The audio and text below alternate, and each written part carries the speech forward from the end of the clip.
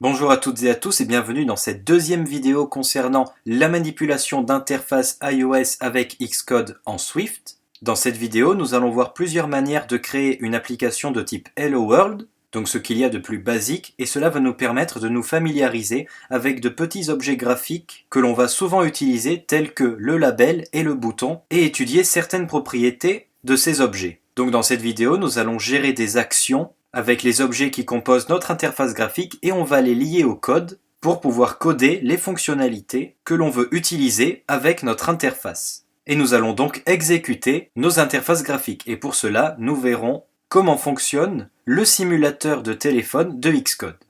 Je vous invite donc à réouvrir votre projet afin de voir apparaître l'interface de Xcode de la dernière fois, telle qu'on l'a laissée. Donc on a toujours notre interface graphique aussi mobile que nous le permet Xcode, et évidemment la taille de cette interface a été choisie dans la vidéo précédente, dans le quatrième onglet de la zone d'utilitaire à droite, et dans la liste déroulante Size. Évidemment, j'ai choisi un iPhone 4,7 pouces de type iPhone 6, mais vous pouvez choisir la taille que vous désirez. Cela n'est pas un problème. Alors évidemment, il est bien si notre application s'adapte à toutes les tailles d'écran, mais ça c'est quelque chose de plus avancé que l'on verra, j'espère, plus tard. Donc la première chose que nous allons faire, c'est cliquer sur le fichier de notre projet, à gauche, Test iOS, et à l'intérieur de changer l'écran de lancement. Donc ici, dans la liste déroulante Launch Screen File, on ne va pas laisser Launch Screen, mais on va mettre main.storyboard pour que la première interface qui s'affiche soit notre main storyboard. Il s'affichera donc main. Dans cette vidéo, j'ai également augmenté la police du code. Si je clique sur le fichier viewcontroller.swift, eh bien on a une police de code beaucoup plus grande et vous pouvez le faire vous aussi. Si vous voulez agrandir la police, il suffit d'aller dans la barre de menu, de cliquer sur Xcode, puis dans Préférences. Vous allez ensuite dans l'onglet Font et Color et dans le thème que vous avez choisi, vous allez sélectionner tous les éléments de ce thème. Donc je sélectionne le premier, j'appuie sur Shift et j'appuie sur le dernier élément. Là j'ai sélectionné tous mes éléments et vous changez la police grâce au réglage qui est juste en dessous dans la ligne fonte en cliquant sur la petite icône texte, donc le T, et dans la fenêtre qui s'affiche, c'est-à-dire celle-ci, vous réglez ici la taille de police. En l'occurrence, moi j'ai mis 18 sans changer la famille de police et ça suffira amplement pour la lisibilité. Concernant à présent le simulateur d'iPhone, tout cela se déroule dans la barre au-dessus. L'écran qui se situe en haut va nous montrer toutes les tâches qui sont réalisées en direct, en temps réel. Donc si j'exécute mon interface graphique, il y aura marqué exécution dans l'interface graphique, évidemment tout cela en anglais avec une barre de chargement en bleu. Et en ce qui concerne donc le simulateur, cela se passe en haut à gauche. Donc ici, on a le bouton play qui nous permettait jusqu'à présent d'exécuter un code pour afficher éventuellement le résultat à la console.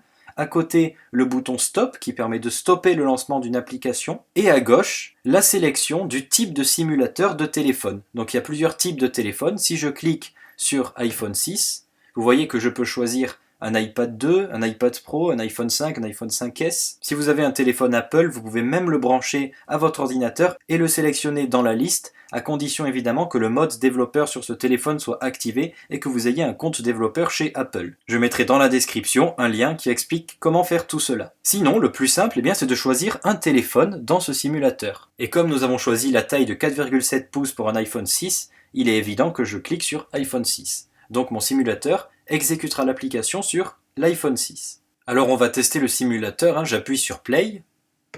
Et donc vous voyez qu'on bascule automatiquement sur le bureau et que le simulateur de l'iPhone 6 s'affiche, version d'iOS 9.3. La pomme apparaît comme si on démarrait le téléphone pour la première fois. Alors ça peut être long, il faut attendre un peu. Et donc vous voyez, le menu apparaît, puis on rentre directement dans notre application qui est blanche, ce qui est normal parce que ça correspond à notre main.storyboard qui est une interface blanche, c'est-à-dire sans objet graphique. Lorsqu'on en ajoutera, elles apparaîtront dans le simulateur. Vous pouvez remarquer que sur le simulateur, il n'y a pas de bouton Home, de bouton Menu ou des boutons pour monter le son ou pour verrouiller le téléphone. En fait, ces boutons-là se trouvent dans la barre de menu en haut, dans l'onglet Hardware. Vous pouvez choisir, comme vous le voyez, Home, ici, pour retourner au menu, Lock, pour verrouiller le téléphone, et Reboot pour le redémarrer.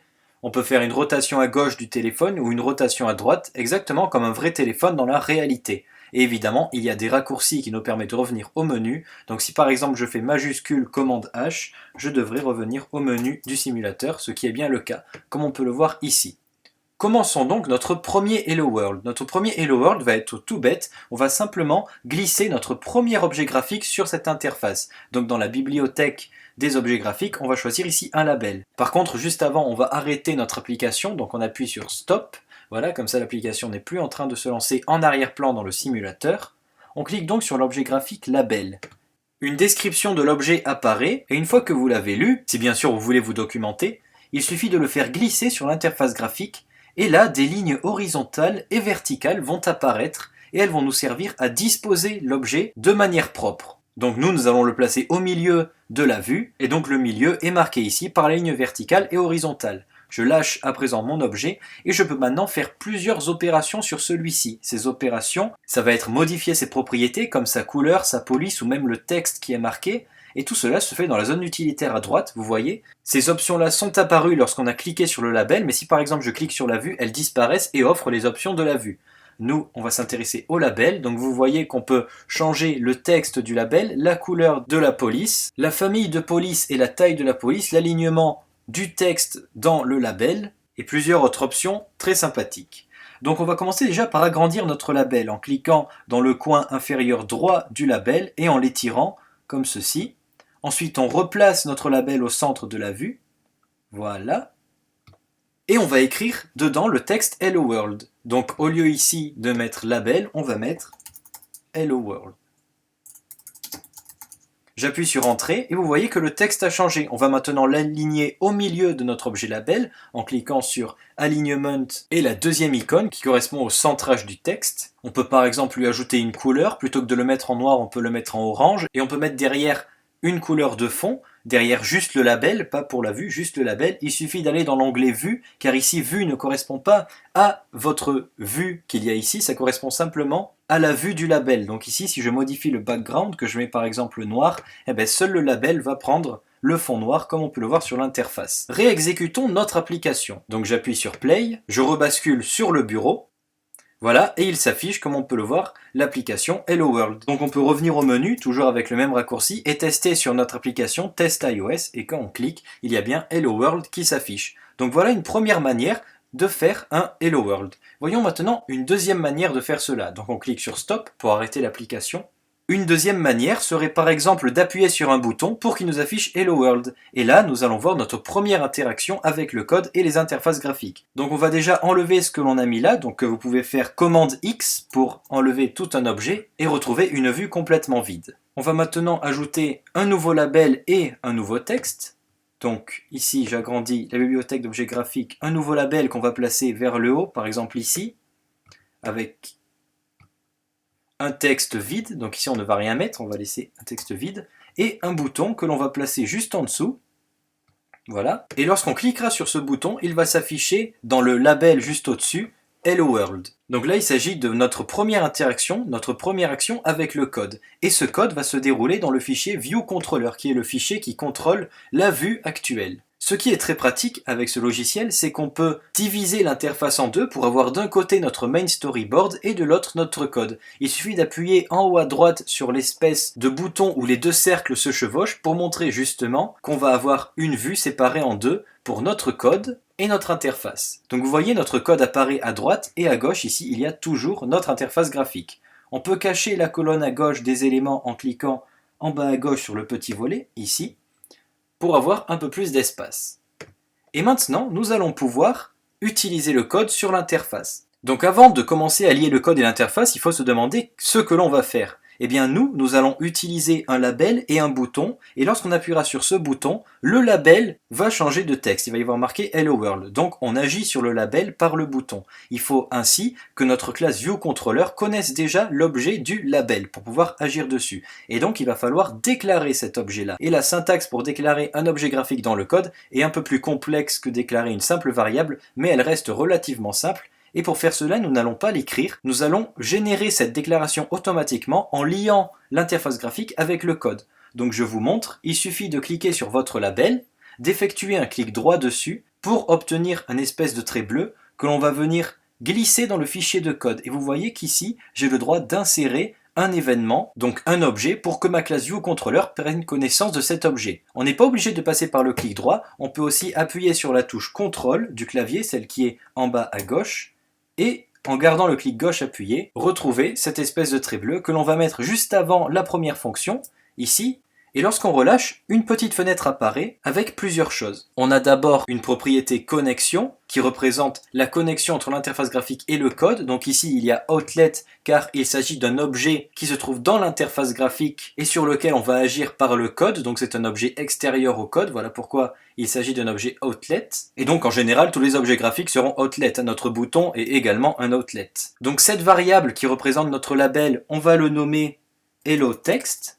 Parce qu'il faut bien nommer notre variable, comme on a fait jusqu'à présent. Le type de cette variable, c'est bien UI label, qui veut dire User Interface Label. Tous les objets graphiques ont un type, et ce type commence par les deux lettres U et I pour User Interface. Donc il va falloir s'habituer à voir ces deux lettres avant chaque type d'objet graphique. Et weak, qui est une valeur qui nous permet de dire que ce label peut prendre la valeur de nul à un moment dans notre programme. Une fois que tout cela est rempli, je clique sur Connect et vous voyez que la déclaration est marquée automatiquement dans le code. On peut la voir ici. Donc @iboutlet est l'identifiant qui signifie que c'est un objet de l'interface graphique. Weak est un mot-clé qui permet à cette variable de prendre la valeur nulle, donc nil, au cours du programme. Var, le mot-clé d'une variable, ça ne change pas. Le nom qu'on a donné à notre variable est suivi des deux points du type de la variable qui est UI label, avec un point d'exclamation car rappelez-vous que cette variable peut prendre la valeur de nul grâce au mot-clé weak, mais ici, lorsqu'on déclare le label, on est certain qu'il s'agit bien d'un label, du coup, on met le point d'exclamation après le type. Ça va être comme ça pour tous les objets graphiques. Donc là encore, il n'y aura pas trop de confusion. Une fois qu'on a déclaré le label, on va maintenant faire l'action du bouton. Donc, on clique sur le bouton, ça ne change pas, on appuie sur la touche CTRL, et avec le clic gauche, on fait apparaître le trait bleu, et cette fois-ci, juste après les deux fonctions, nous allons mettre une action. Donc ici, la connexion, ce ne sera pas un outlet, mais ça sera une action. Donc on clique sur action. Le nom de l'action, ça va être lorsqu'on appuie sur le bouton. Donc par exemple, on va appeler ça appui. Voilà, pour un appui sur un bouton. Le type de ce bouton, c'est-à-dire l'argument que va recevoir cette fonction appui et qui va correspondre à ce qui est envoyé lorsqu'on clique sur le bouton.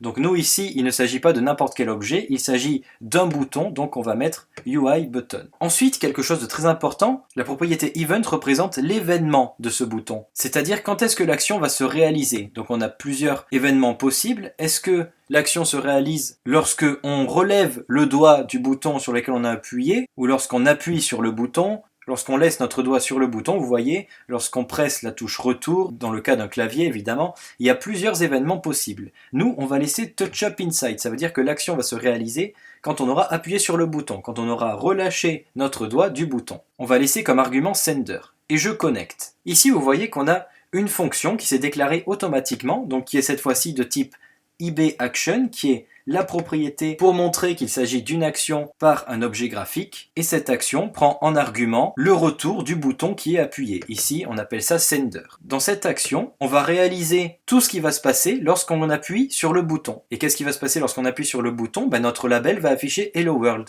Du coup, il ne me reste plus qu'à cibler le label qu'on a déclaré précédemment, c'est-à-dire Hello Text, de la faire suivre d'un point pour voir apparaître toutes les propriétés et méthodes qu'il possède, car UILabel est un type et donc une classe avec des méthodes et des variables comme je l'ai dit. Donc nous, ce qui nous intéresse ici, c'est le point texte. Donc maintenant, vous savez que le label est équipé d'une propriété texte, voilà. Donc ce hello.text, donc là on va cibler le texte de notre label, va être égal à, on ouvre les guillemets, et ici, hello world. Le code n'est pas très compliqué, et là, on a fait une première interaction entre le code et l'interface graphique. De plus, vous pouvez voir qu'à côté du numéro de ligne, s'affiche un petit rond, et lorsque vous passez la souris dessus, il vous permettra de voir avec quel objet il est connecté. Donc ici, on voit qu'il est connecté au label, et ici, on voit qu'il est connecté au bouton. De plus, ces propriétés, vous pouvez les retrouver à plusieurs endroits. Par exemple, si on clique sur la vue, et que l'on va dans le dernier onglet tout à droite de la zone d'utilitaire, on remarque effectivement qu'il y a ici une collection de liens entre le code et l'interface graphique. Et pour voir ces liens, il suffit de cliquer sur l'élément voulu. Je clique sur le label, vous voyez qu'il y a un lien ici entre la scène, c'est-à-dire l'interface graphique, et l'attribut HelloText du code. Pareil, si je clique sur bouton, on peut voir ici qu'il y a un lien entre la scène avec le bouton et l'événement TouchUp Inside. On peut retrouver ces liens aussi d'une autre manière, plutôt que d'aller dans la zone d'utilitaire, il suffit de faire un clic droit sur l'objet et ici on a tous les liens qui concernent cet objet. On peut évidemment en rajouter en sélectionnant l'item dans la liste qui nous convient et le relier évidemment à la fonction qu'on a faite. Et dans ce cas, vous pouvez voir qu'il y a deux événements pour cette action-là. Bien sûr, nous allons enlever cet événement-là, donc pour l'enlever, il suffit de cliquer sur la petite croix ici, car il ne nous est pas utile, et nous allons garder notre événement de départ. Vous pouvez fermer cette fenêtre en cliquant sur la croix en haut à gauche. Exécutons maintenant notre programme. Je clique sur le bouton de construction, me voici sur le bureau, et nous allons maintenant cliquer sur le bouton pour voir ce qui se produit. Donc je clique sur Button, et on voit qu'il s'affiche Hello World. Donc là, Hello World est décalé, ça veut dire que notre label n'est sûrement pas centré, ou du moins le texte qui est à l'intérieur ne l'est pas. Donc on va cliquer sur Alignement, Centrage, voilà. On arrête l'appli, on la redémarre. Et donc voilà, maintenant quand je clique sur Button, Hello World s'affiche. Donc voilà votre première interaction entre un objet graphique, ici un label, et un bouton. Puis, pour le troisième type d'Hello World, c'est vous qui allez le réaliser. Nous allons réaliser cela avec une zone de texte où lorsque vous entrerez votre prénom, le label affichera Bonjour, le prénom qui a été entré dans la zone de texte. Évidemment, pour valider l'action, il faudra appuyer sur le bouton. Donc nous allons nous servir du label que l'on a déjà. On va écrire comme texte « À qui ai-je l'honneur ?» Et c'est ce label-là qui va se changer en bonjour suivi du prénom que vous aurez entré dans la zone de texte. J'appuie sur entrée, voilà, le label a été changé. Vous pouvez bien sûr grossir la police et vous amuser avec les options. On va placer ensuite une zone de texte venant de l'objet de la bibliothèque graphique. Donc on le fait glisser entre le bouton et le label. On va l'agrandir sur les côtés.